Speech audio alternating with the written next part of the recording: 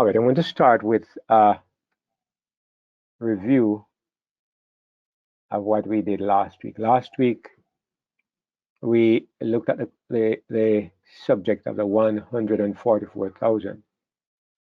I know that we had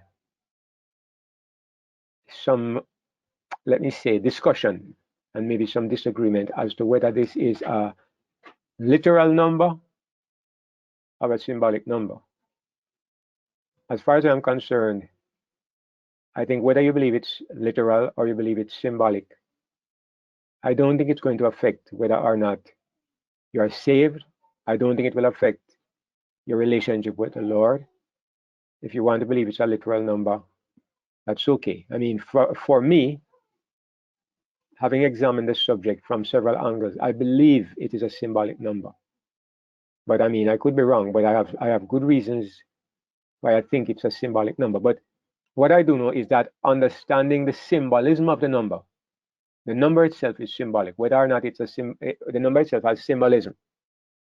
So in other words, 12 symbolizes something. 12, 12, 144 symbolizes something. Maybe a literal number, as some people believe, but be that as it may, the number itself has symbolic significance because 12 is a symbol of the kingdom of Christ, of the kingdom of God. 12 is used many places in the Bible to indicate that something is related to the kingdom of Christ, like the 12 tribes of Israel. Israel had 12 tribes. There were actually, at one point, 13 possible tribes because Joseph had two sons, Ephraim and Manasseh, and both of them became a part of the tribes of Israel. But instead of making it 13 tribes, what God did was he removed the tribe of Levi and he turned them into a tribe of priests so that they did not have any inheritance among Israel. So Israel remained at 12 tribes. And when you come to the New Testament, you have the 12 apostles. And when Judas fell out, they got somebody to replace him. And it was never understood to be more than 12. I mean, in Revelation, it says that there are the names of the 12 apostles on the foundations of the holy city. So 12 is associated with the kingdom of Christ. And I myself have been very blessed looking at the 144,000 to realize that in this number, God is telling us that the 144,000 represents the ultimate expression of the kingdom of Christ. The ultimate expression of the kingdom of Christ. It's not 1,000. It's not 1,000. It's 12,000, and it's not 12,000. It's 12, 12, 144,000. If you take a number and you don't want to move from the number, but you want to express the magnitude of that number. You want to express that number to the highest possible degree. You square the number. 12 multiplied by 12 gives you 144. So the 144,000 is a numerical expression of the value of this last generation of Christians. So I believe that, I look at this and I realize it helped me to understand how important the 144,000 is in the plan of God. I don't know if, those of you who have been here week after week, you will notice that what we've been trying to do is look at the book of Revelation from the perspective of the background of the great controversy. My understanding has grown because I used to believe that the great issue in the Bible and in the book of Revelation is the salvation of man. That is a big mistake. That's a big mistake. Because of this, people are always viewing, they have a limited view of the Bible and of the doctrines of the Bible. That is a limited mistake. The great perspective, the greater perspective, the ultimate purpose behind the Bible and the book of Revelation, of course, is the clearing of God's name. When I say the clearing of God's name, We know that there is a background issue to everything that's going on, where Satan accused God, and that the universe has not fully settled the question.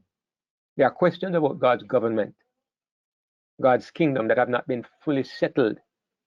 And that is why the controversy has not yet ended. Revelation is the revelation of how it all ends, of how God finishes this controversy. Every day as I'm looking at Revelation, I'm seeing it more clearly, and I'm being more filled with wonder and with awe. We don't get to this place yet, but let me just give you a little clue. You remember that, well, we got to this, but I'm going to come to something else. You remember in Revelation 5 when it says that when the Lamb took the book, you remember when he took the book? It says when he took the book, every creature which is in heaven and in the earth and under the earth, and such are as are in the sea, and all that in them are, burst out spontaneously, praising God the Father and his Son Jesus Christ. You remember when nobody was found worthy to open the book? The importance of this book was impressed on John to such a degree that he began to cry. It's a vision, but all of these things, God is trying to say something to us. We have not yet reached the place where the entire universe is praising God the Father and his Son Jesus Christ. But what is the key to this happening? It's the opening of the book. The key to the universe being all brought back to God the Father is the opening of the book. And Revelation is what happens when the book is open. It's telling you about the opening of the book and the things that are being examined when the book is open. So this little passage here, it shows you the importance of the opening of the book. The second thing I want to point out is we haven't come to this yet, but we will come to it shortly, is in Revelation chapter 9, where it says, in Revelation 10, in the days of the voice of the seventh angel, when he shall begin to blow his trumpet, the mystery of God shall be finished. Awesome. You ask yourself, what is this mystery of God? There is a mystery. There's a mystery that has been hidden for ages. And what God tells us in the book of Revelation is that when the seventh angel begins to blow his trumpet, that mystery will be finished. That is what we are waiting for. That is what the world is waiting for. That is what the universe is waiting for. And the secret to the finishing of the mystery is found in the 144,000 and the final movement of God's people. I'm going to show it to you very clearly when we come to it. But the point is, we don't have to believe these things. Okay, you don't have to believe, but if we do believe them, you can't be the same. Your life can't remain on the same superficial, commonplace level where you're just surviving from 9 to 5 to make a living and to feed yourself. And no. We're involved in something far, far greater. We're in something that we're privileged to fight on the side of the King of the universe in the greatest battle that was ever fought. In light of this, the conflict over Democrats and Republicans and Russia and Ukraine. I mean, people are dying, but I mean, the issues are far greater than these little. In the greater scheme of things, these are petty and trivial. The greatest conflict of all is in the battle to reveal God to the universe. So last week we did look at the 144,000, and we did see that the 144,000 is this special group of people. And I'm just going to look at a diagram here to remind us of where we are in time. Let me I want to bring up some diagrams, but I want to bring them up at the right time and in the right way. All right, so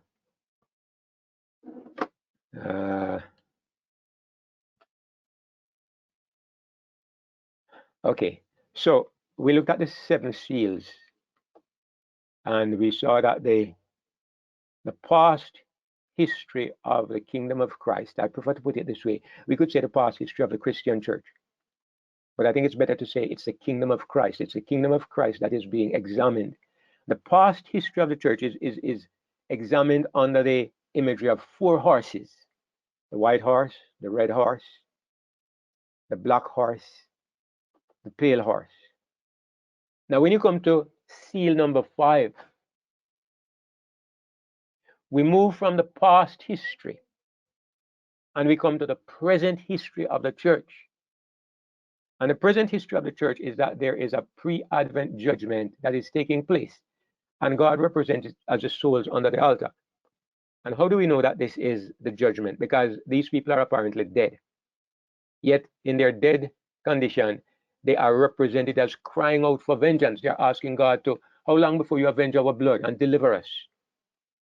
And it is told that they must rest for a little while because some of their fellows are still to die. There are Christians who are still going to die. And they are given white robes. That's your indication that this is a judgment. How do you give dead people white robes? You have heard people say, you have heard them talk about a posthumous award. I always think it's kind of silly. You make a man, you give a man the Order of Jamaica or the Distinguished Cross or whatever. After he dies, you give it to him, or you name a museum in his honor. You honor him after he's dead. For somebody like me, just appears to be so silly because, you know, when he's dead, he can't appreciate it anymore. If you really appreciate it, give it to him while he's alive. It's almost like God is doing the same thing here, because you see dead souls under the altar. They are not conscious, but they are represented as being conscious because God is making a point. What we are seeing is that these souls under the altar are examined. And when they are examined, the injustice that was done to them is crying out for vengeance. We see a very clear precedence of this when Cain killed Abel.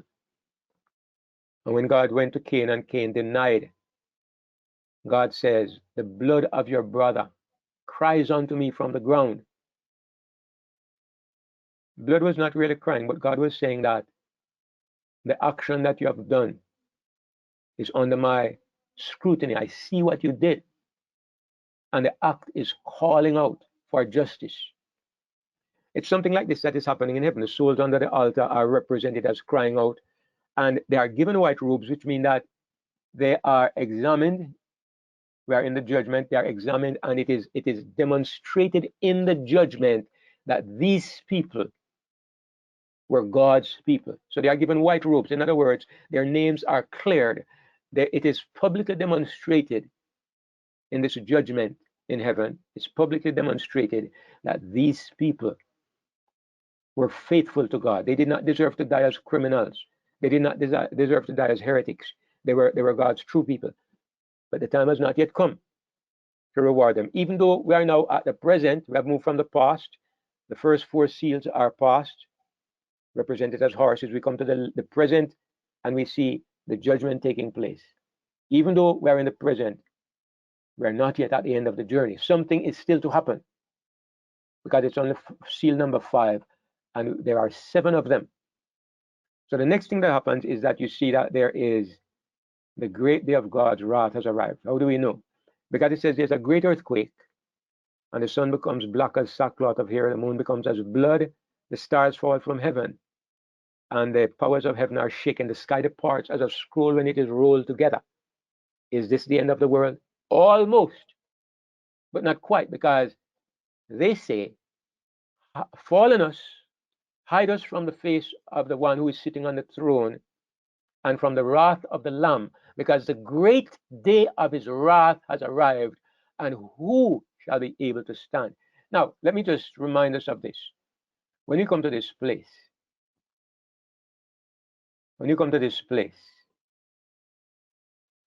it's the 7 last plagues are about to begin, because it says the great day of his wrath has arrived. When you see the great earthquake and the sun returns to darkness and the moon turns to blood and the stars fall and the powers of the heaven are shaken and it seems like the sky disappears, it's the beginning of the 7 last plagues. It's the great day of God's wrath that has arrived. And the question is asked, who shall be able to stand? Now, brothers and sisters, you understand, in this time, under seal number 6, nobody is going to be saved during this time. What I mean is, anybody who is going to be saved has to be saved before that time comes. Because when the great day of God's wrath comes, this is the 7 last plagues. And when the 7 last plagues come, it is because God's grace has ended. It's what people refer to as the close of probation. God's grace has ended. And so you're about to have the 7 last plagues, because it says in the Bible that in them is filled up the wrath of God. So this seal has not yet occurred. And when it happens, everybody who's going to be saved must have been already saved. Now, if you look at the book of Revelation, what happens next is that you see out here the 144,000 being sealed after seal number 6. Seal number 6 is Revelation 6, and the 144,000 is Revelation 7.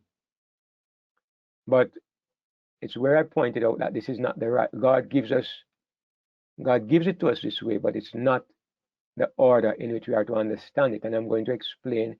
Somebody thinks I'm very presumptuous because God gives me in a certain order and I'm adjusting it. Let me show you the adjustment first before we go any further.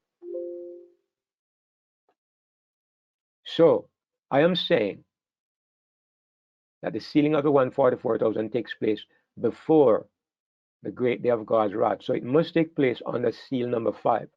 In other words, where we are today, in the time of the judgment, this is a time when the 144,000 is being sealed. Sometime in this period of time, the 144,000 is to be sealed near the end of this period. And when they are sealed, then you have seal number 6. And then seal number 7 is the 7 last plagues. All right, now I know that sometimes when we put up these kinds of diagrams, it's a little challenging for people to understand. So I'm going to stop a moment and I'm going to just ask, is there anybody who needs some further clarification on what I just put on the screen? Is there anybody who is not clear on what I was trying to say? I'm very pleased if I know you understand. I'm very pleased if it's clear. But I know sometimes it's clear to me and I'm not getting it across. Okay, so all right, if that's clear, if you can see that, then praise the Lord. All right, let me go back. So this is the order of the seals. So where we are now, what we're expecting is the sealing of the 144,000. This is on the seal number 5. And when this phase of the judgment is over, we are going to see the cosmic events. And I mean the sun turning to darkness, the moon to blood, the stars falling. These are what I call cosmic events. And these are the sign that the 7 last plagues are about to take place.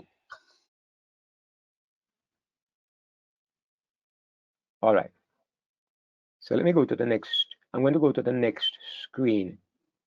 And my next screen is a little more challenging because we have not covered the trumpets yet. But I'm going to lay out the trumpets. And I'm going to try to explain what the order of these trumpets. And then afterwards, we will come back and look at them in some detail. All right. So let's go to the trumpets. Now, we know that there are 7 trumpets, even though we have not covered this part of Revelation yet, but we're going to cover it. We're going to actually look at it this evening. But you know that there are 7 trumpets. So you have trumpet number 1, number 2, number 3, number 4, number 5, number 6.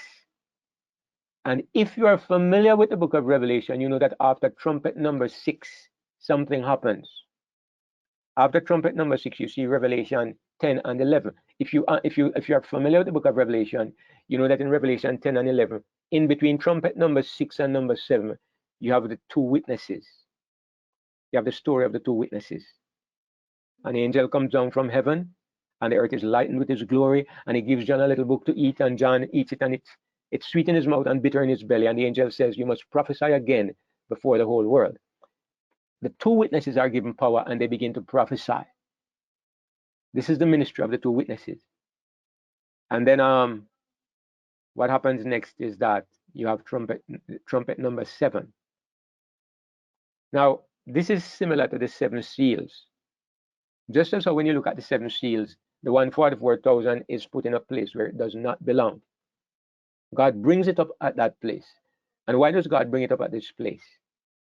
Because there's a question that God wants to answer. If you notice something, I'm not as great a teacher as I would like to be. But one of the things I've learned is that if your children are if your students are falling asleep, or if you want to make a point, ask a question. Ask a question. Let them think about the question. Then afterwards, they're ready for the answer. So sometimes I might come to a critical place in the study and I say, what do you think this means? I force you to think about the subject and then I will go back and explain to you the answer. Because you thought about the question, you're ready for the answer. I think in doing this, I am following the pattern of the master teacher, which is God and his son Jesus. God does this. God brought us to seal number 6. When the stars fell, the moon turned to blood, the sun to darkness. And then he said, who shall be able to stand? He asked the question because he wants us to think about it. And then he shows us the 144,000. So we have the answer. Okay, there is a group who will stand. And that group is the 144,000. Nobody else is going to go through that time of trouble except the 144,000. The people who go through it, let me put it another way.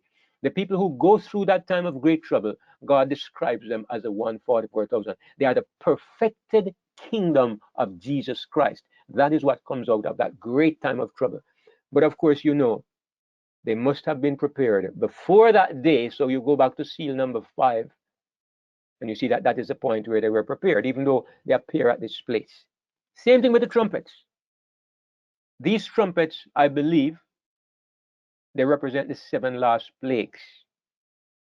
All right, if you ask me, why do we have the 7 last plagues twice in the book of Revelation? You have them here as the 7 trumpets, and later on in Revelation 16, they appear as the 7 vials that are poured out. Why? If you have been in this study for the past few weeks, you will understand that we are talking about, we have been emphasizing that there are 2 kingdoms that are being examined. The history of the past 2,000 years is examined, first of all, from the perspective of the kingdom of Christ. That's Revelation 4 to 11. Then it is examined from the perspective of the kingdom of the beast, or the kingdom of Satan. That's Revelation 12 to 19. So when the kingdom of Christ, in the history of the kingdom of Christ, the same things that happened, they also happened at the time when the kingdom of the beast was in existence. But you find that they affect each kingdom a little differently. That's why you have them twice. You have the 144,000 in Revelation 7, and they come back again in Revelation 14. They appear once when the kingdom of Christ is being examined, and they appear again when the kingdom of the beast is being examined. Same thing with the plagues. They appear when the kingdom of Christ is being examined, and they appear again when the kingdom of the beast is being examined. And they affect each kingdom a little differently.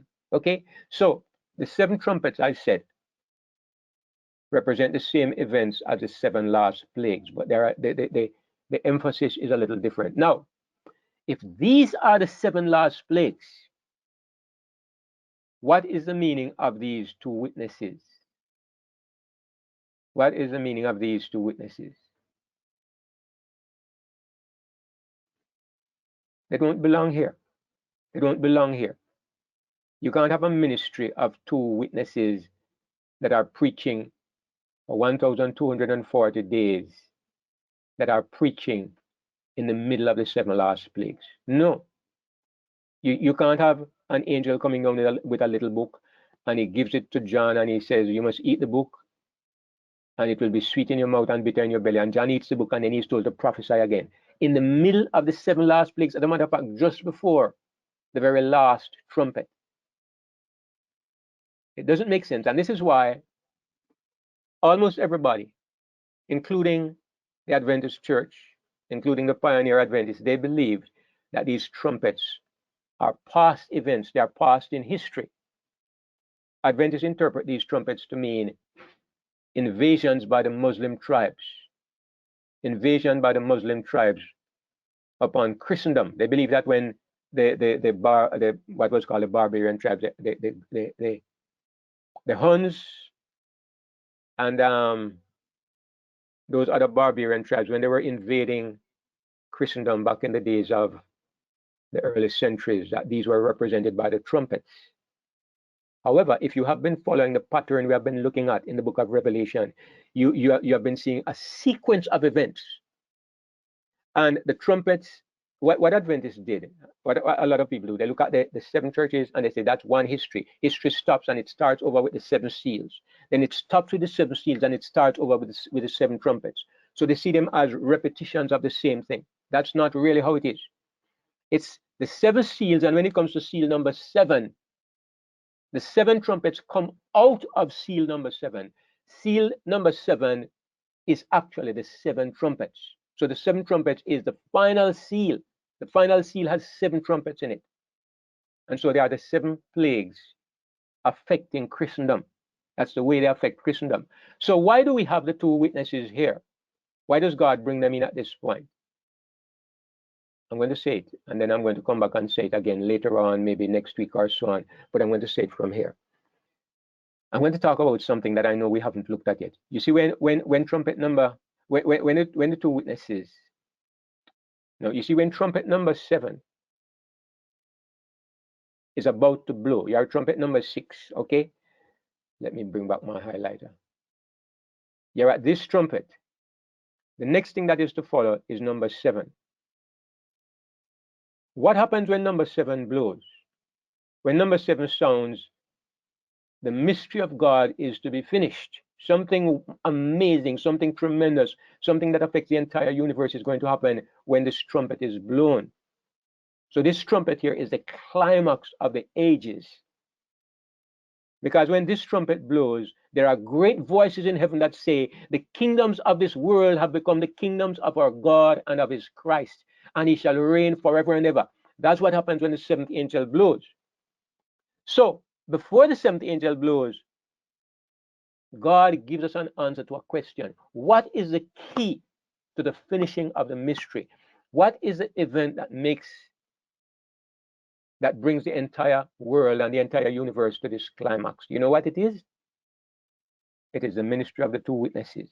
Okay, so because of this, God puts them in at this point, and he tells us about them. But in actual fact, the ministry of the 2 witnesses cannot take place at this point. They have to take place sometime before, just like with the sealing of the 144,000. In actual fact, they had to have taken place sometime earlier on. So there's no gap between trumpet number 6 and number 7. If you read the book of Revelation, you see a gap. But if you understand the way the story is being told, you understand that what you're seeing after trumpet number 6 is a flashback. God is taking you back and showing you something that happened earlier on. It does not belong at this point in the actual sequence of events. But in the story, God brings it in at this point because that's the way he wants to tell the story, because he wants us to recognize that the finishing of the mystery, there's something that is critical to the finishing of the mystery, and it is a witness. It is a ministry of the 2 witnesses. All right, I know that's a bit of a mouthful and it's a little bit complicated. So let me step away from that, because like I said, I'm going to come back to that and look at that in detail when I'm going through the trumpets. But I just think it will be helpful to us understanding as we go forward, if you have this picture in your mind. Will you answer the question at this time, David, on what you just said, or you want to leave it till later? Sure. If there's a question relating to it directly, Brother Joel, I think, Brother Ian, I can't hear you. I can't hear a word that you're saying. There's no sound at all. You can't hear me? So you go ahead, Brother Joel. Oh, okay. Sorry about that. Yeah, I understand what you're saying about the 7 witnesses as you compare it to what was happening with 144,000 within the seal. So my question is, is it that the witness there have no part within the trumpet? It is just a flashback to something that happened completely before any of the trumpets? Or is it that the witness takes place in an earlier place within the trumpets? I'm understanding you saying that the witnesses that are being mentioned here is something that happened even before any of the trumpets started blowing, correct? Absolutely. Thank you. Understood. I'm going to look at it. I'm going to look at another diagram because I want to look at it from several places so we can get the picture. I can be sure we have the picture. But Ian, go ahead again.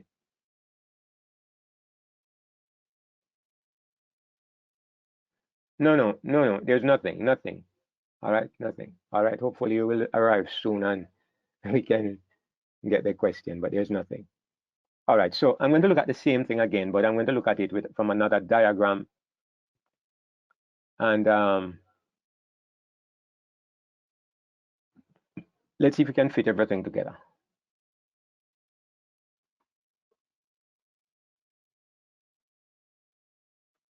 All right. Now, we looked at this. Can you hear me now? Yes, I hear you now. Okay, all right. So the question I have is the work of the two witnesses, is it synonymous to the work of the 144,000? It is in the same period of time. Yes, so it overlaps. So is the work, I mean, what does the two witness represent then? That's what I say. It overlaps. In other words, the 144,000 is those who never die. But I think that with the two witnesses, some may be among them who do die. Okay, I got you. All right. So let's look at the same data, but I want to just view it from a different chart. So this is what we have been looked at over the past few weeks. Now we saw that this is Daniel 7. Okay, what we have on the screen is Daniel 7. We have the history of the beast who makes war against the saints. That orange box, he made war against the saints, and while he was making war against the saints, then the judgment sits, and then the end of the judgment, out at the end there, you have Christ receive his kingdom, and the beast is burned. This is the template. This is the template that we are using to understand Revelation. And I hope everybody has this picture in your mind. Daniel 7 is a template that gives us the judgment perspective, and that is the template. Now, in Revelation 5 to 11, we saw that there is the judgment of the kingdom of Christ. And what we did last week, you saw how everything just matched with what Daniel 7 is saying. You saw that this is the second row. And the first section here, you see that the examination of the first 4 seals correspond to the same period during the Dark Ages when the horn was making war against the saints. When the judgment sits, you see that the judgment takes place in 2 phases. First of all, there is the souls under the altar. This is the judgment of the church in the past. Some people would say it's a judgment of the dead. It's the judgment of the past, of the church in the past. And it includes the seals coming right up to the souls under the altar. The souls under the altar represents the beginning of the judgment. Then you have the sealing of the 144,000, which represents what we call the judgment of the living. And then you have the cosmic events, which I pointed out, which is that the sun turns to darkness, the moon turns to blood, the stars fall, and there's a great earthquake, and the heavens depart as a scroll. Following this, you have the 7 trumpets. And after that, Christ receives his kingdom. Now, right here at these 7 trumpets, okay, this is where I'm saying that in the middle of these 7 trumpets, or near the end of the 7 trumpets, you have the history of the 2 witnesses. God shows us the 2 witnesses. But if you look at this chart, obviously, the 2 witnesses do not belong there. They cannot be. It cannot be that the 2 witnesses are witnessing or ministering during the time of the 7 plagues.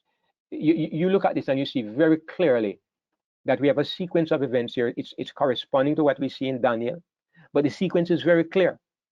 You have the judgment relating to the past. You have the judgment comes to the living. Then you have the cosmic events. Then you have the 7 plagues. Then Christ receives his kingdom. It's a clear sequence. So the ministry of the 2 witnesses does not take place here, although it is put at this place in the narrative, and there's a reason why God puts it here. There are 2 reasons, and I'm going to touch on the reasons in just a moment. Now, the 2 witnesses, Brother Ian just asked a question, and I have overlaid the ministry of the 2 witnesses here to correspond to the chart. Brother Ian was asking, is the ministry of the 2 witnesses related to the 144,000? And I said it overlaps. If you look at this chart, you will see that when was the little book open? It was open at the time, round about the time when the judgment begins. The little book is open. What is the opening of the little book? The little book represents the book of Daniel. When we come to that part, you're going to see that very clearly. But it's the little book of Daniel that is open. In other words, the understanding of the book of Revelation is predicated upon, or it is related to, or dependent upon understanding Daniel. And that is where we are. We have seen that Daniel 7 gives us a template. Also Daniel 8, but Daniel 7 gives us a template. Because of Daniel 7, we can understand what is going on in Revelation. So the opening of the little book is a key that helps us to understand Revelation. Sometime during this period, the 2 witnesses begin their ministry. And for all I know, maybe we're already involved in that ministry, maybe. Okay? The 2 witnesses prophesy. And then the 2 witnesses are killed at the end of that period. That is when the judgment comes to an end, or when what we would call the examination period comes to an end. The 2 witnesses are killed. What this means is that grace comes to an end. The killing of the 2 witnesses represents the end of grace. It represents what we call the close of probation. God's work upon this planet comes to an end. That's what the killing of the witnesses represents. However, it says that there after this now there are cosmic events. There's a great earthquake. In the ministry of the 2 witnesses, it says at this point there's a great earthquake, and the witnesses ascend up to heaven in a cloud, and their enemies behold them. This is what is happening. The sun is turning to darkness, the moon to blood. The heavenly events are taking place, and everybody is startled out of their skin because of what they see happening in the heavens. So this is where the ministry of the 2 witnesses actually belongs. All right, so. Question when you can. Yes, Brother Joel, go ahead. Could you bring up that chart, please, David? Sure.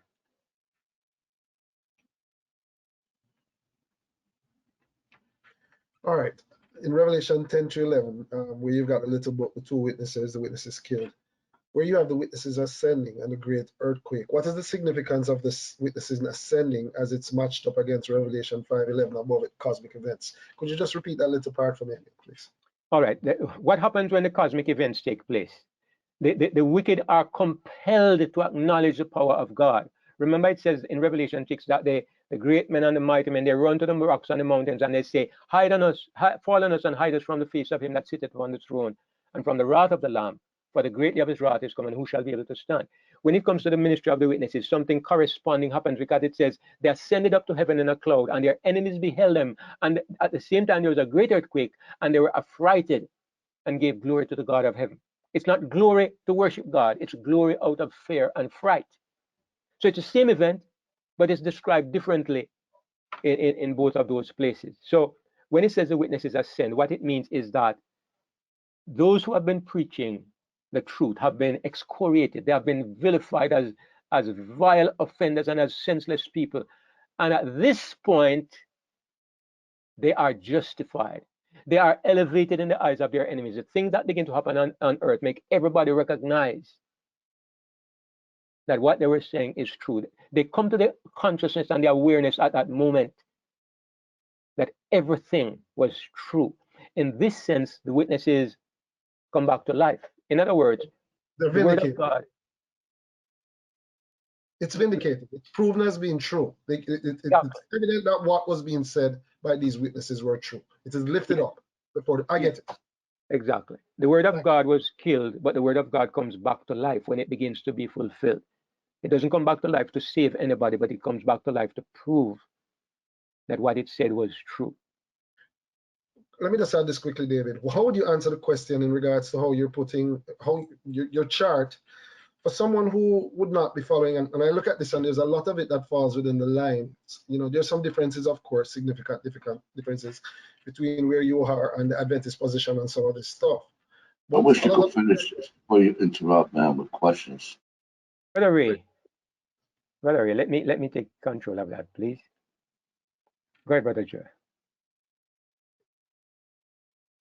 Thank you, David. So there are many, particularly among charismatics, who have an understanding that there's a work of God that continues to take place beyond where we have the ceiling of the 144,000 taking place.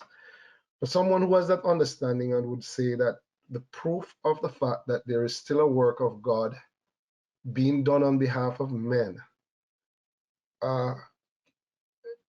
is true because of the very thing that you're saying about the trumpets, where we find the witnesses still doing a work within the trumpets, is evidence that God is still working on behalf of men, even after these plagues have fallen. How would you discredit that? And I know you have already done so in what you said just now by making a point looking at your chart. You understand the question I'm asking? I understand the question perfectly, and I'm going to answer you in a kind of unsatisfactory way, because I'm going to generalize in my answer. How do you prove to a Trinitarian that Jesus is the Son of God, or that the Holy Spirit is not a person? Okay, what I realize, you know, there is a certain brother. There's a certain little forum where somebody is posting these videos, and there's somebody there who is as far as the East is from the West, from the things that have been sharing. And everything that is posted, he lambasts it and criticizes it and tries to tear it to pieces. It is impossible to make 1 degree of progress with him. Do you know why?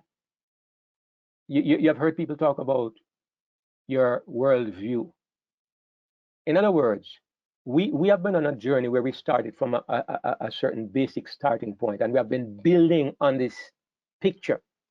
If we started the journey together, you have seen the structure going up.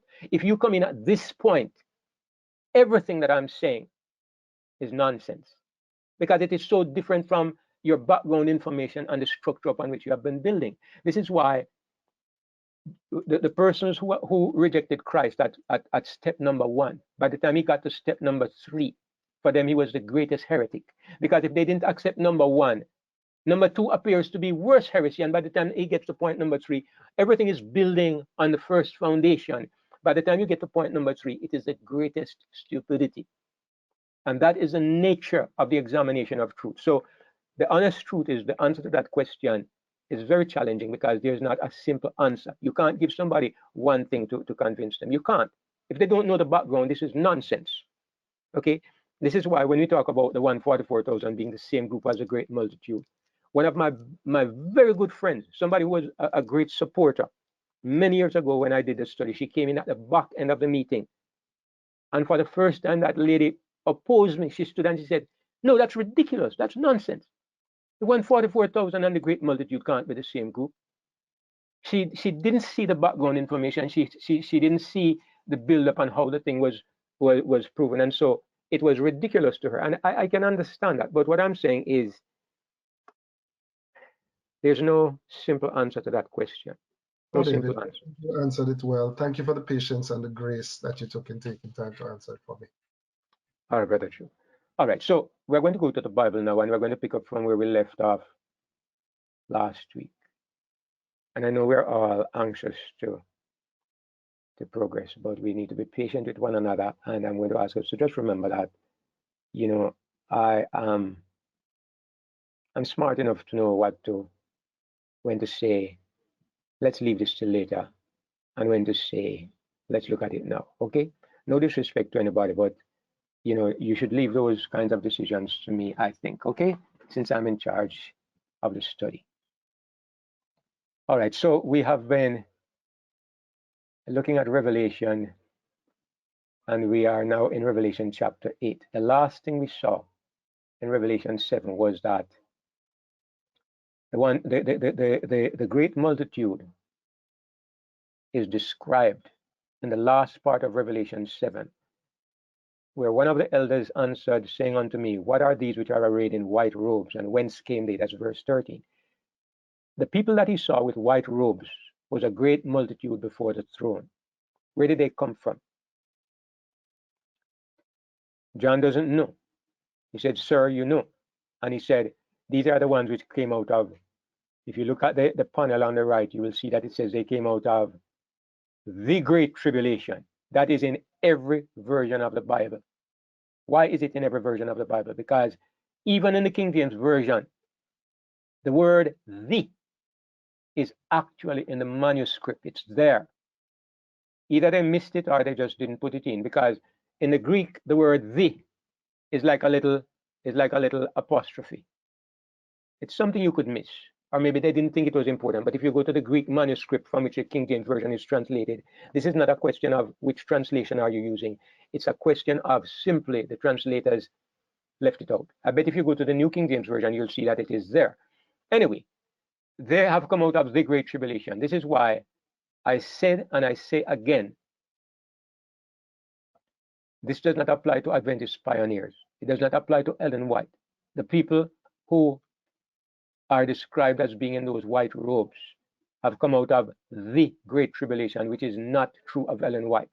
People say, well, they're going to come back to life and they're going to pass through the tribulation. They're going to pass through the 7 last plagues. Look here. I know that sometimes our religious biases can put us in crazy places. Okay, but let me ask you, do you think that these people are going to be raised from, if they are going to be raised from their graves, are they going to be raised up mortal? Is God going to raise them up with the same frail, broken bodies that they died with? And if they are raised with immortal bodies, do you think they're really going to go through any great tribulation? Do you think the great tribulation will affect people who have angelic bodies? I just wanted to see that some things just don't make any sense. The people who go through the great tribulation, they have come out of the great tribulation because they have experienced great tribulation. And it says furthermore, they have washed their robes when and where? During the great tribulation. I like to say that the great tribulation is like a great washing machine. God has a washing machine, okay? When God wants to purify something, he puts it through fire. But he goes through the fire with you. So we don't need to be afraid of it. But God puts you through fire because fire purifies gold. These people come out of the great tribulation, and in the process, they have washed their robes and made them white in the blood of the Lamb. Look, if I happen to die, I won't be in the number. But I'm okay. I'm not going to pervert what the Bible says because of my desire to be in that number. I can't look at this and say anything else other than they are the last living generation of Christians who live on this planet. And they go through a great tribulation, and they represent the Lord in a way that the planet has never seen, except in one person before. One single person ever had this experience. And these people go through it. So it's the same group of people that John saw before the throne. They are the only ones he saw. And it's the same group of people that was referred to as the 144,000. What we said was that the 144,000 is a spiritual designation. And what John saw is a physical designation. There's Sister Diane sitting there. If I say to Sister Diane, I want you to be as white as snow. Look here, some black people might take offense, right? If they don't understand that there are two perspectives on what I'm saying. From a spiritual perspective, I want you to be as white as snow. But when I look at her, I see a black person like myself. There are two ways that you look at any description. There's a physical and there's a spiritual. Same thing with the 144,000. God gives a spiritual description and he says 144,000. The numbers and the description, you are supposed to think about it and see what spiritual meaning you can derive from that number. Then John looks and he sees black people, white people, yellow people, pink people, all kinds of people. And he says, from every nation, kindred, tongue, and people. They are all Israelites. They are all spiritual Israelites, but they are all physical, every nation on the planet. So the Bible is not contradicting it. So that's where we stopped last week. And this week, we're going to go to chapter 8 now. Now you remember that God broke the sequence of the seals. He took us up to seal number 6. Then he broke the sequence because he wanted to show us the people who will stand in the great day of God's wrath. Now we're going to go back to the seals now. It says, Revelation 8, and when he had opened the 7th seal, there was silence in heaven about the space of half an hour. Now I can best express the meaning of this by pointing out what I believe to be a false idea. Now Adventists say, Uriah Smith says, that the reason why there is silence is because heaven is empty. Look, Adventists calculate it. They say 1 day represents a year. So how much is half an hour? There are 1 day represents a year. There are 24 days in 24 hours in a day. So half an hour would be 1/48th of a year, which is roughly about a week. So they say half an hour would be about 7 days. And so they say there's silence in heaven about half an hour because Jesus has left heaven, the angels have left heaven, everybody has left heaven, and it takes them half an hour to get to earth. So there's silence in heaven for half an hour. Now, this is okay if you don't remember where we are. Remember where John is. We saw that John was taken into heaven and he's standing in heaven, and what he's doing is simply describing what he's seen. Okay, he sees the 4 horses, he sees angels standing at the altar. He's in heaven. He's taken into heaven to see things that were to happen future to his time. So he's there in heaven, and he's watching, and he sees Jesus pop seal number 7, and he says there is silence. He does not say anybody moves. Nobody moves. He does not say heaven is suddenly emptied. If they had left heaven, John would have said it. So this is another one of those wrong conclusions we arrive at because we are not seeing the difference between what we are hearing and what is actually being seen. But we can understand what I'm saying. There is nobody who has left heaven. If they had left heaven, John was standing right there. He would have said, when you open the 7th seal, everybody left heaven. But he doesn't say this. He simply says that there is silence about the space of half an hour. So in other words, what he means is that everything has been noisy. Okay, the four living creatures have been casting their crowns before the throne, and they are saying, holy, holy, holy Lord God Almighty. And John says they do not stop day and night. So he's hearing this, and he's seeing the Lamb opens the seal, and there's a voice that says like thunder, come and see. It's a noisy scene. But he opens the 7th seal, and nobody speaks, nobody moves. There's silence for half an hour. Can I ask a question, David? Sure, Nikki, go ahead. No, is it the same, this half an hour thing, is it the same prophecy or the same interpretation like what Enrique said about you have to observe a Sabbath before you enter heaven? I've heard it where they say during the 7-day period, because it's 7 days, you will have a Sabbath on your way back. Yes, is it the same? This is Sure. the thing is, everything is made to fit your theology. So why 7 days?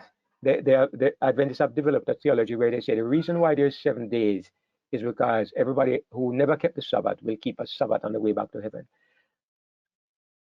I am reluctant to comment on it because I will say things that I shouldn't say. Okay, I may respond in too harsh a way, but I'm going to say that this is rank legalism to believe that if you have not kept the Sabbath, you can't step into heaven without keeping a Sabbath. You have to keep it even on the road back to heaven.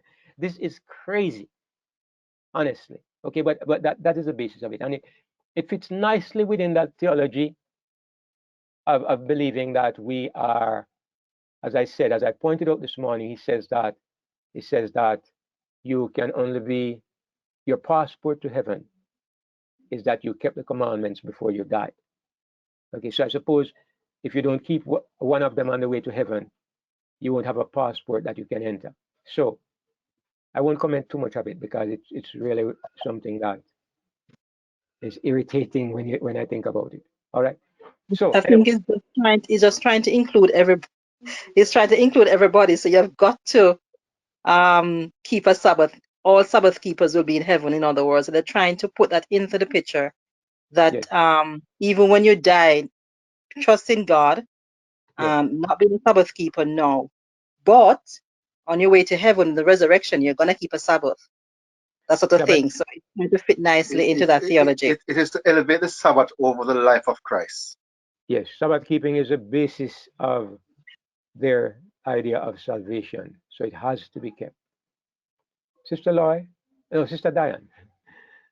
Yeah, I was thinking that same thing, that this is perpetrating the idea of salvation plus Christ plus. Okay, you got salvation because of Jesus, but now your work is that you have to not remember it says you have to keep a Sabbath, and you Yes, can't enter in. So the grace of God is of none effect for you. It wasn't good enough, absolutely. because his grace couldn't keep you to save you, because now you can't even get the reward of heaven because you haven't kept the Sabbath. um and so I think about that thief on the cross, all the things he could not do. Yeah, he might have been a Israelite and he kept Sabbath, but he was a criminal. So I'm thinking during his criminality he wasn't keeping Sabbath. He was crucified because he was a criminal, so he wasn't a good Jewish boy who was keeping Sabbath, and he didn't get to do that when he died. So how is it that he gets promised heaven without keeping the Sabbath and none of the rest of the people do? Because he will not get to keep it during that 7 days when he's going to heaven, is what they But will. see, that's added theology. That's God. I mean, salvation, Jesus plus. Absolutely, absolutely. And we are not, I am not, definitely not simply attacking Adventism, right? I've been willing to say there are some foundational truths in Adventism. Some of them really need cleaning up, some of them need to be adjusted, but there are some foundational things there. So I'm not attacking Adventism per se, but some things that are ridiculous need to be simply stated as ridiculous. There are ideas here that have obstructed the progress of that group of people for generations, and this is one of them. It's legalism, raw, straight legalism. So anyway, here are the 7 angels. He knows. The best I can make of that silence for half an hour is that what is about to happen. If you step into a room and there's a lot of noise and suddenly everybody gets quiet, what happens to you? Your senses become keenly attuned. You become extremely focused to see what is about to happen next. It's kind of like when the voice said, "Who is worthy to open the book and to loose the seals thereof?" Nobody answers. Nobody can do it. John feels the impact of the moment and he begins to cry. I think this is something like what is happening. The wrath of God is about to be poured out upon the earth, and heaven stands back in awed silence for half an hour.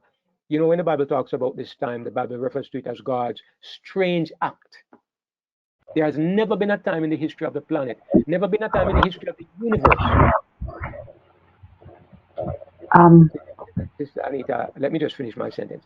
There has never been a time in the history of the universe when God completely abandoned a group of people.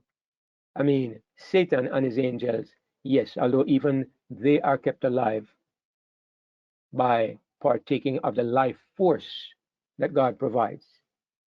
But There's never been anybody else who was ever completely separated from God, except Jesus on the cross, okay? And God does it to this planet, to the people of this planet in this moment. So it's a strange thing. And there's an odd silence before this happens. Sister Anita, go ahead.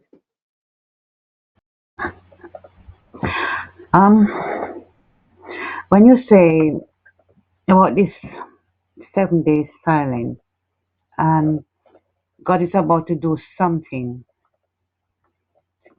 can you or can we relate this to the 7 days days when God closed the ark door just before the flood?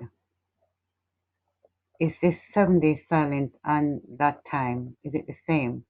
Because God, in my understanding, God closed the ark for 7 days before he rained his judgment upon the people back then. And what I'm hearing from you now, that this 7 day thing, which is half an hour, the people on earth is about to see the strange act of God, which is destruction. Is it the same? It's an interesting question that I never considered, Sister Anita, but it's an interesting question because it's the first time I ever heard that suggestion, and it may very well be. I mean, I'm a little wary because half an hour, if you calculate it out perfectly, there are 52 weeks in a year, and if you really divide it out, you wouldn't get exactly 7 days for half an hour. You get round about 7 days, but it wouldn't be perfect. It might be a day over, half a day over, or something. So I'm a little cautious because I know that when God gives you numbers or measurements like this, it's usually very precise. So it's an interesting idea, but I can't give you an opinion because I never really looked at it very closely before. All right, so you have the 7 angels which stood before God, and to them are given 7 trumpets. So these 7 angels who stand before God, I'm not sure exactly. There's no mention of 7 angels standing before God prior to this. But here we see that there are 7 angels who are standing before God, and they are given 7 trumpets. Now, what is interesting is what happens next. And I think we should pay close attention to what happens next. It says, and another angel came and stood at the altar, having a golden censer. And there was given unto him much incense, that he should offer it with the prayers of all saints upon the golden altar, which was before the throne. Now, this is the altar where John saw the souls under the altar. And my understanding is that this altar represents the place of salvation. You know, even today, when somebody comes forward in a church to give his life to Christ, we say they come to the altar. But that's an idea that is perpetuated because of what we see here in Revelation and other places in the Bible. The altar is represented as a place where man interacts with God. So it's a place of salvation. So even the souls under the altar, they were in a questionable, their status was that of saved people, but they were under the altar. So they were under the altar, but their names or their history was not yet clarified until the judgment. So anyway, the angel comes and he stands and he has a golden censer, and there is given unto him much incense. Whenever you see much incense, in my opinion, the Bible is saying that something special is being done for God's people. Now, incense represents the righteousness of Christ. When God told Moses to make incense, he told him that there was a special incense that he should make, and nobody was to make an incense like it. And if anybody made an incense similar to it, that person was to be put to death. Can you imagine? So the incense represents the righteousness of Christ. And God was telling us from back in the days of the law that there was never any righteousness like this. And anybody who attempts to produce a righteousness like Christ is somebody who's going to die. In other words, this is somebody who is seeking to be righteous by works. You can see even in that statement that there was a a curse against seeking to be righteous by your works. The only righteousness, the only incense that was acceptable was the one that God produced. God told them how to make it precisely, and they should never make any more like it. So this angel, he offers much incense. You know, the incense, Christ's righteousness is what saves us. Christ's merits is what gives us a new spirit, a new heart, a new life.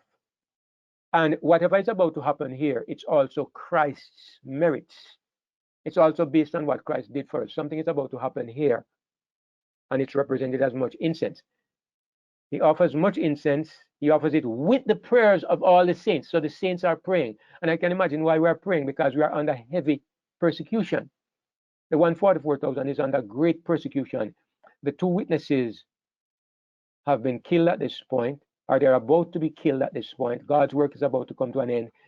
When it says the witnesses are killed, it doesn't mean that God's people die. It means that their work comes to an end. When we come to the two witnesses, the ministry of the two witnesses, I will clarify that further, but I just want to say that. So their work is about to come to an end, and the angel comes, and I believe that this angel here represents Christ, because Christ is the one whose merits are presented on our behalf. He's the high priest. It says, and the smoke of the incense which came with the prayers of the saints ascended up before God out of the angel's hand. Of course, none of us believes that this is something that is literally happening in heaven. God is showing us that based on what Jesus did, something extraordinary is about to happen on behalf of God's people. And he uses this, let me call it a pantomime. He uses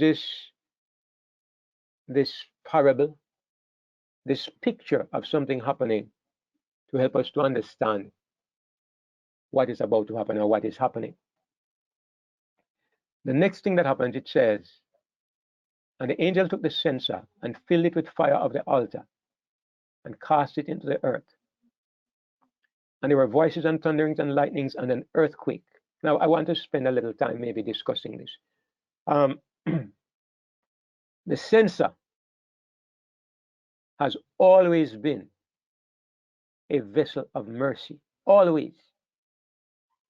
From the time that the sanctuary service began way back in the days of ancient Israel, the censer was the place where they took incense and they burned incense in the presence of God, and the incense would rise up before God, and it would result in forgiveness for the people, blessings on the nation.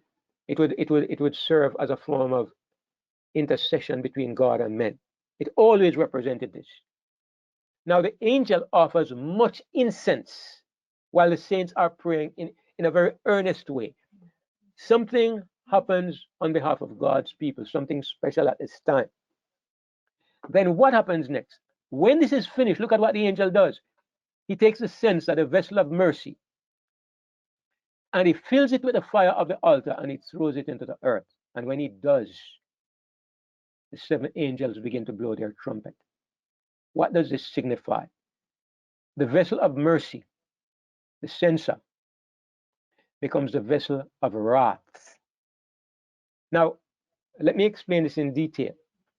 What is the purpose of the fire from the altar? Well, this fire was so special. God said, when Aaron's sons, Nadab and Abihu, went and they offered strange fire, they didn't take the fire from the altar. Fire came out from God and destroyed the both of them. So the fire was always to be offered, was taken from the altar. What is the purpose of the fire? Let me give us a detailed understanding of this fire. I think I'd like to be seen when I'm saying this. Let me give you a detailed expression of what this means. Now, what caused the censer to give off smoke? It was a fire. Okay, so you put incense in the censer, and then you put fire on the incense, and the prayers of the saints goes up with the incense before God. What causes the incense to burn? It's a fire. What is the meaning of this? Let me ask you the question. When do you pray the hardest? It's when you're under fire. It's when you are in trouble that you pray the hardest. Now, we're afraid of fire, but remember that God says the fire should come from where? It should be fire from the altar. It should be fire that God provides. So the Christian doesn't need to be afraid of fire, because the only fire that can burn me is the fire that God allows to come, because God's fire is to purify me. So the whole ceremony is pregnant with deep meaning. The fire from the altar is involved with the prayers of the saints, because fire makes the saints pray. That's why the saints are praying so much. And mingle this with the merits of Christ, and some special work is being done on behalf of God's people. When this is finished, the angel takes the fire from the altar. Now, when fire burns gold, what happens to it? It's purified. When fire burns trash, what happens to it? It becomes ashes. The same fire from the altar is put into the censer now, and the angel throws it into the earth. This is not this is the same fire, but this fire that will purify the saints is going to bring great tribulation upon the wicked and eventually destroy the wicked. So that's the meaning of this symbolism. It's telling us clearly what point are we in the history of God's dealings with the earth. At this point, we're at the place where we have come to the end of probation. The censer is no longer a vessel of mercy. God is finished with the ministry of the censer. The ministry of the sanctuary, the incense and all of it is done. Whatever work Jesus is doing for his people has been finished. It's ended. Nobody is going to benefit from Christ's ministration apart from those in whom he is living.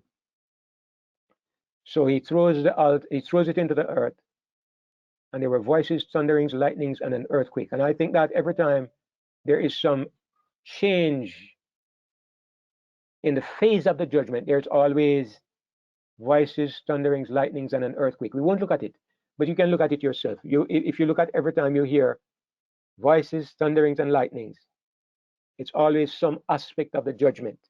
I think that's what it signifies.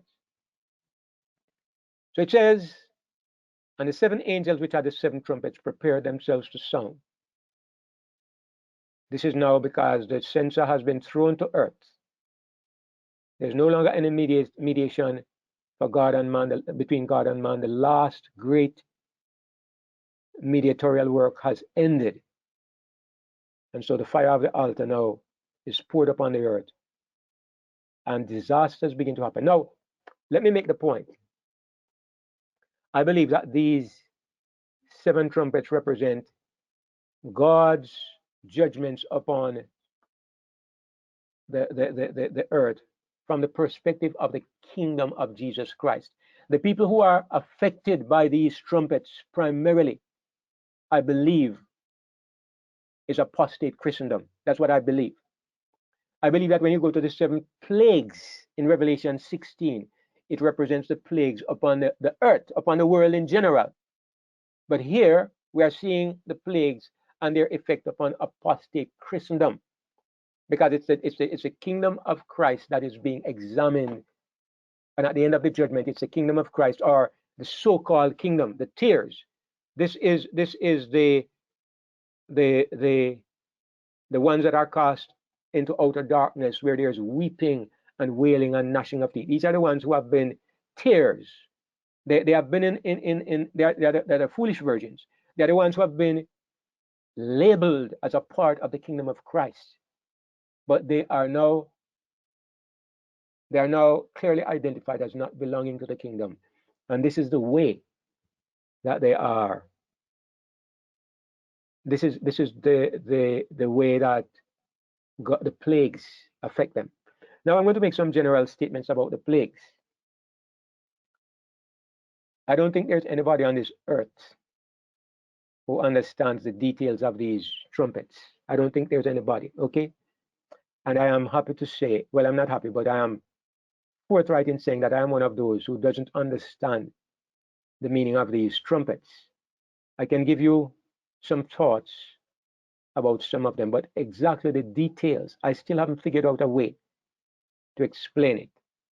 So, but I'm going to give you a few little things that I am noticing, and we can explore it together on your own. I don't want ideas this evening, because we will never finish if we start taking ideas from everybody. I know how prophecy goes, but let me just point out something to all of us. It says the first angel sounded, and there followed hail and fire mingled with blood, and they were cast upon the earth. And it's very specific. The third part of trees was burnt up, and all green grass was burnt up. Now, what does it mean by saying the third part of trees? Is it that you measure all the trees in the world and 1/3 of them is burnt up? Well, if you think that's what it means, let me go on and let us look. The second angel sounded, as it were a great mountain burning with fire was cast into the sea, and the third part of the sea became blood. What does that mean? Does it mean the Indian Ocean, the Atlantic, or the Pacific? One of the oceans turned to blood? But no, it doesn't stop there. And the third part of the creatures which were in the sea and had life died, and the third part of the ships were destroyed. Everything is 1/3. And if you look at the next one, the third angel sounded, there fell a great star from heaven, burning as it were a lamp. It fell upon the third part of the rivers.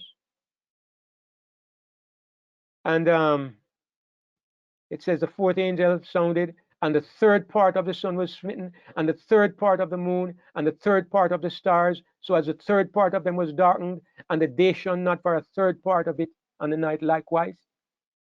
So you have a 1/3 day, and you have a 1/3 night, you have a 1/3 sun, you have a 1/3 moon, you have a 1/3 set of stars, you have 1/3 waters, you have 1/3 of men die. Everything is 1/3. And I am led to the conclusion that 1/3 is referring to a certain category. And like I said, my ideas are a little confused, but I'm going to say, let me show you something. Here's a verse that we have all, I don't want to give you any half-baked ideas, but it's a verse that we have all interpreted a certain way. In Revelation 12, from verses 3 and 4. And there appeared another wonder in heaven, and behold, a great red dragon having 7 heads and 10 horns, and 7 crowns upon his head. And his tail drew the third part of the stars of heaven, and did cast them to the earth. I never noticed before that so many thirds are in the book of Revelation. We always say that this means that Satan persuaded 1/3 of the angels in heaven. But is that what it is really saying? Let me show you another verse that is very similar to this one. Look at Daniel 8 and verse 10. Look at something that happens here. It talks about the little horn. In Daniel chapter 8, the little horn that came out of the 4 horns, or out of the 4 winds, whichever we prefer. But look at what it says. And it waxed great even to the host of heaven. And it cast down some of the host and of the stars to the ground, and stamped upon them. Here it says the little horn did exactly what Satan did. It says it cast down some of the stars to the ground. And we don't say that those are angels. Yet it's the book of Daniel, which is similar to the book of Revelation. When it says it cast down, when it says the little horn cast down some of the hosts, some of the armies of heaven, some of the stars of heaven to the ground, we understand this to mean that it's referring to God's people. At least this is what I understand, that the little horn was responsible for killing many of God's people, cast down some of them to the ground. And maybe it even means that it led some of them into apostasy. Okay, maybe all of that. I'm not getting into details, I'm just throwing ideas at you at the moment. So when you go to Revelation 12 and verse 4, and it says that Satan's tail drew the third part of the stars of heaven. It's the same, it's very similar to what it says about the little horn in Daniel 7. And furthermore, it gives you a specific detail that it's the third part. And I'm thinking now, I'm really beginning to revise my thinking, and I'm thinking, is that really talking about 1/3 of the angels? We know that Satan led many of the angels into apostasy, but is this what it is saying? Or is it saying that Satan was able to throw down a great part of the Christian church? Based on what we just looked at, it's an idea that I'm going to explore further. I'm not giving it to you this evening as doctrine, but I'm going to explore it further. When you go back to chapter 8, and you see all these thirds, it leads me to begin to think, when he talks about the third part, is it referring to a certain part of Christendom? Now, it's a wild idea, okay? Like I say, it's a half-baked idea, and I don't have any clear conclusions, but I'm just led in that direction. Like, you know, all these thirds, if you take them literally, I would say it doesn't make any sense, okay? A third of trees, third part of trees, third part of the sea, third part of the creatures which are in the sea, third part of the ships,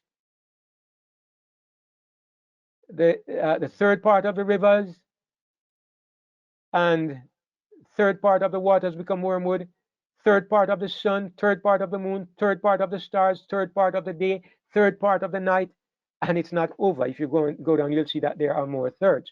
So why is God always bringing up these thirds? Okay, if you take it literally, that all of these thirds mean that you must divide up humanity into three, and if humanity is 3 billion, 1 billion dies. Divide up all the trees into zones on the earth, and all of Africa or all of Brazil is wiped out. And if since God is precise, you have to measure it and make sure that it's a third we're talking about, and a third of the ships, and a third part of the creatures in the sea. So 1/3 of all the fish and the whales and the stingrays and all the rest of it dies. Well, let me tell you, for me, it doesn't make sense to understand it this way. I think 1/3 is a coded statement. And I want to look at that code and see if I can figure out what the code means. And I'm not saying to us this evening that I have an answer.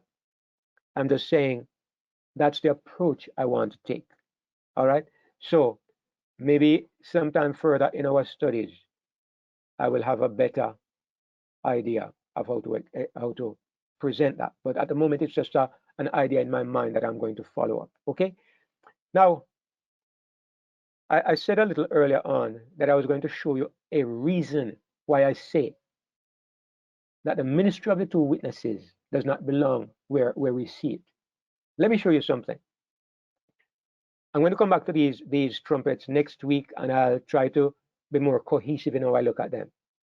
But I just want to look at two particular things about these trumpets before we kind of close off for the evening, because our time is almost all gone. But I want us to look at something that is said, all right?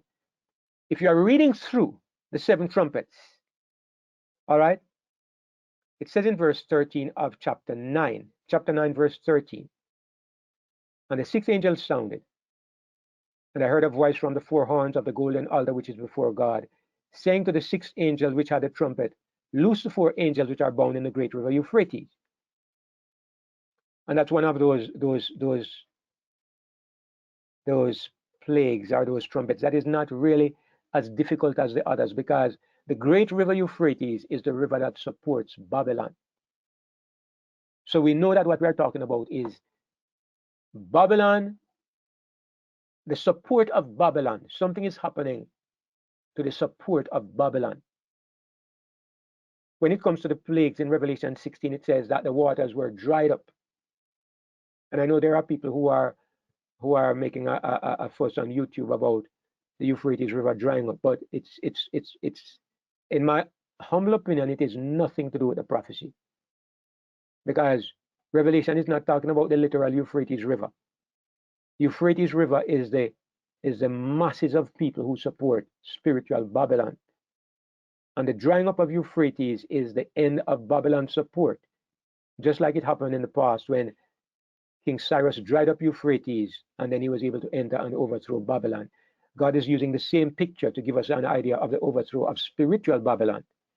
Anyway, what I want to point to is that when after the 6th trumpet, there's a strange statement that is made.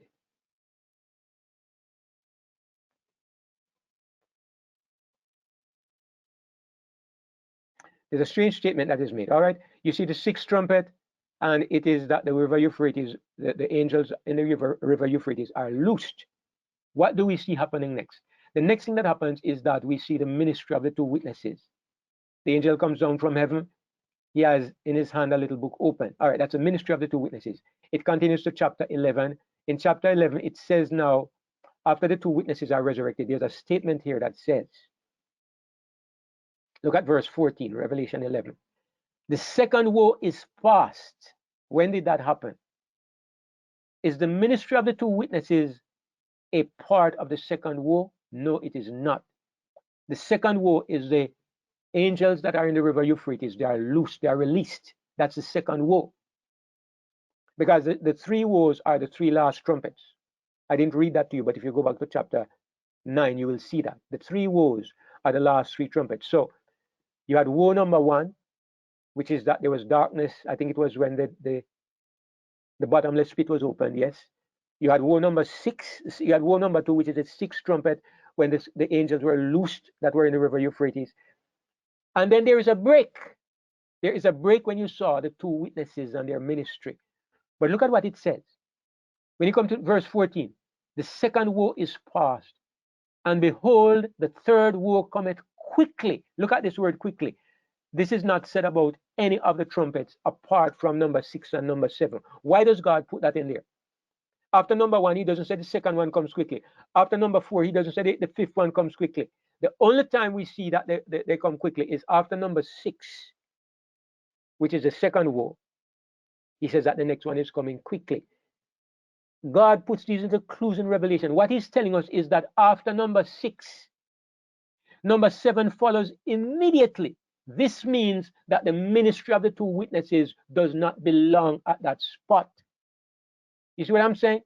God puts it in there to make us know that the ministry of the two witnesses does not belong at this spot. I probably should go back to my diagram to kind of make that abundantly transparent. I think it should be clear, but let me go back to it just in case it's not so clear. All right. So again, we see, I know I'm giving you a whole mouthful and more than a mouthful. I know it's a lot, and I hope I'm not confusing you, but it's Revelation, and there's not a way to go over it any differently. If we go too slowly, you lose the big picture. And if we take the big picture, sometimes we cram too much. So I understand how it is, but I hope that by repeating over and over, we can begin to get what I'm trying to say. So look at the trumpets again. 1, 2, 3,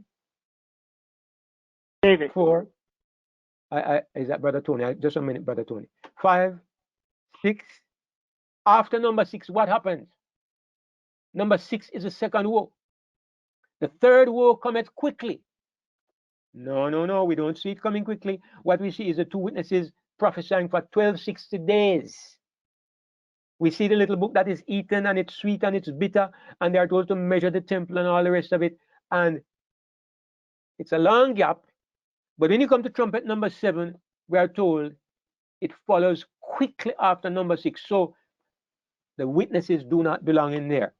God drops them in at this spot because he's answering the question about the mystery of God. But they actually belong way back down here. The 7th trumpet belongs immediately after number 6. And that's the reason why God puts it there. He wants us to know that that gap is not there.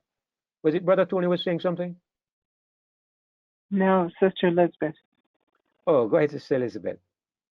Can you please keep in mind of people on the phone that don't see that Zoom stuff?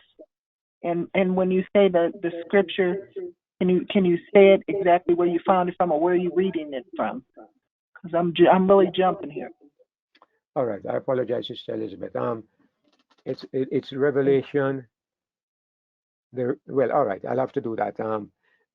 What I'm hoping is that you will watch the video, because I have forgotten and I've been going through, and maybe there are a lot of places where I did do that.